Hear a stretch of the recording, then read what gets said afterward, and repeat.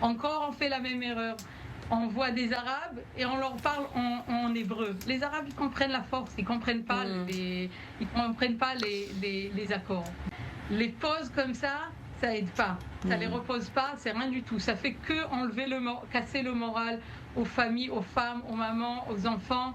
Ça aide pas. Quand ils sont dans le feu de l'action, ils gèrent, il n'y a pas de problème. Même si c'est dur, tout s'y gère. Mais dès qu'ils s'arrêtent, ça y est, ils relâchent, ils n'ont plus la force de reprendre. C'est une grande erreur ce qu'ils font maintenant. Ouais les amis, force à vous tous, j'espère que tout le monde se porte tout là-haut. Comme le soleil les amis. Ah c'est excellent ce qu'a dit cette dame, non? C'est excellent.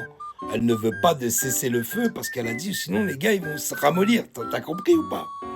Bon, cette dame est quand même franc au soleil, hein. Elle est mère de 10 enfants. Donc elle regrette le cessez-le-feu entre Israël et le Liban parce que les Arabes ils comprennent que la bagarre. Ouais, c'est ce qu'elle a dit. Ils comprennent pas les accords. Ils comprennent que la bagarre. Ouais. Quand même, 10 enfants, mère de 10 enfants, comme on dit chez nous. Masha'Allah, madame. Masha'Allah. C'est bien. Faut penser aussi aux enfants qui meurent. Ouais, normalement, tu devrais être bien placé. Tu as 10 enfants. La CAF, ça paye, Masha'Allah. Mais tu as 10 enfants. Tu devrais penser normalement aux enfants qui meurent. C'est malheureux. Et là, tu es contre un cessez-le-feu. Tu veux qu'on continue à tuer des enfants. C'est excellent parce qu'on dit ça dans des plateaux télé tels que I24 en heure de grande écoute, je suppose, en toute impunité au KLM. Et c'est excellent. On a le droit d'inciter à la haine d'un certain peuple, mais pas à la haine d'une certaine secte. Tu comprends? Parce qu'il faut toujours différencier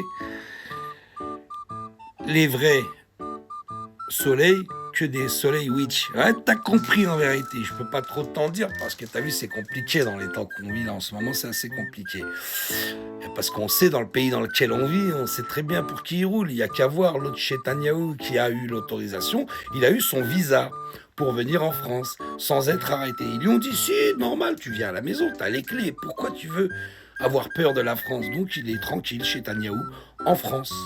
Contrairement à d'autres pays qui ont dit, eux, non, la CPI a dit que si, nous on l'arrête. La France a dit non, t'as les clés de la maison, pourquoi tu veux aller ailleurs? C'est excellent, c'est excellent.